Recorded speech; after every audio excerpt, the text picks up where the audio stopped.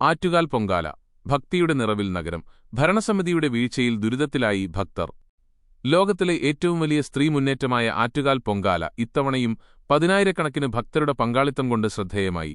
കഴിഞ്ഞ വർഷങ്ങളേക്കാൾ വലിയ ജനതിരക്കാണ് ഇത്തവണ തലസ്ഥാന നഗരിയിൽ അനുഭവപ്പെട്ടത്. എന്നാൽ 10 ലക്ഷങ്ങൾ ഒഴുകിയെത്തിയ ഈ പുണ്യകർമ്മത്തിന് മാറ്റുകൂട്ടേണ്ട നഗരസഭയുടെ ഭാഗത്തുനിന്നുണ്ടായ ഗുരുതരമായ വീഴ്ചകൾ വലിയ പ്രതിഷേധത്തിന് വഴിതെളിച്ചിരിക്കുകയാണ്. തയ്യാറെടുപ്പുകളിലെ അലംഭാവം.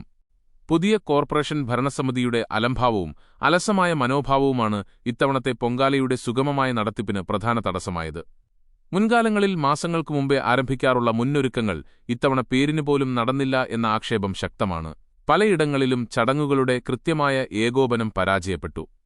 ഭക്തരുടെ സൗകര്യങ്ങൾ ഉറപ്പുവരുത്തേണ്ട നിർണായക സമയത്ത് മേയറും ചെയർമാനും അടക്കമുള്ള നഗരസഭാ ഭാരവാഹികൾ ഡൽഹിയിൽ പ്രധാനമന്ത്രിയെ കാണാൻ പോയത് തയ്യാറെടുപ്പുകളെ സാരമായി ബാധിച്ചു. ഉത്തരവാദിത്തപ്പെട്ടവർ ഭരണകേന്ദ്രത്തിലില്ലാത്തത് ഉദ്യോഗസ്ഥരുടെ പ്രവർത്തനങ്ങളെയും ഏകോപനത്തെയും മന്ദീഭവിപ്പിച്ചു. തകർന്ന റോഡുകളും ചെളിക്കുണ്ടുകളും.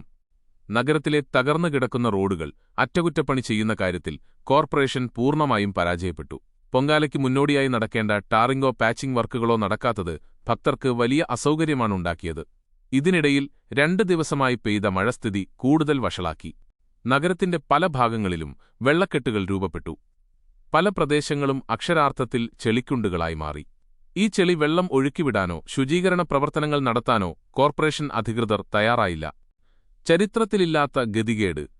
ആറ്റുകാൽ പൊങ്കാലയുടെ ചരിത്രത്തിൽ ഇന്നുവരെ ഉണ്ടാകാത്ത ദുരനുഭവമാണ് ഇത്തവണ ഭക്തർക്കുണ്ടായത്. ശുദ്ധിയോടും ഭക്തിയോടും കൂടി ചെയ്യേണ്ട പൊങ്കാല കരിപുരണ്ട ചെളിക്കുണ്ടുകളിലിരുന്ന് ഇടേണ്ട ഗതികേടിലേക്ക് ഭക്തർ തള്ളപ്പെട്ടു. ഭക്തരുടെ വികാരം സംരക്ഷിക്കുമെന്നവകാശപ്പെടുന്ന ഭാരതീയ ജനതാ പാർട്ടി ഭരിക്കുന്ന നഗരസഭയിൽ നിന്നുതന്നെ ഇത്തരമൊരു വീഴ്ചയുണ്ടായത് ഭക്തജനങ്ങൾക്കിടയിൽ വലിയ അമർഷത്തിന് കാരണമായിട്ടുണ്ട്.